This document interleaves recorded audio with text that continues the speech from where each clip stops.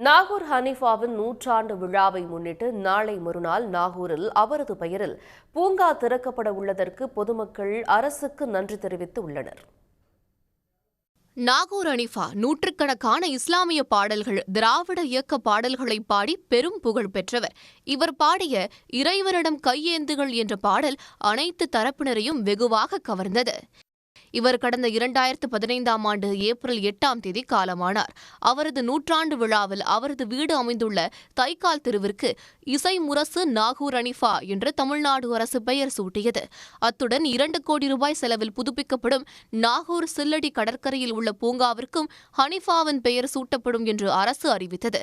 இந்நிலையில் பூங்கா பணிகள் முடிக்கப்பட்டு நாளை மறுநாள் துணை முதலமைச்சர் உதயநிதி ஸ்டாலின் திறந்து வைக்க உள்ளார். இதற்கு அப்பகுதி மக்கள் தமிழ்நாடு அரசுக்கு நன்றி தெரிவித்துள்ளனர். தொடர்ந்து டாக்டர் ஜெயலலிதா மீன்வள பல்கலைக்கழகத்தில் நடைபெறவுள்ள அரசு விழாவில் நாகூர் ஹனீஃபாவின் குடும்பத்தினர் கௌரவிக்கப்பட உள்ளனர். உடனுக்குடன் செய்திகளை தெரிந்து கொள்ள சன் நியூஸ் பெல் ஐகானை கிளிக் பண்ணுங்க.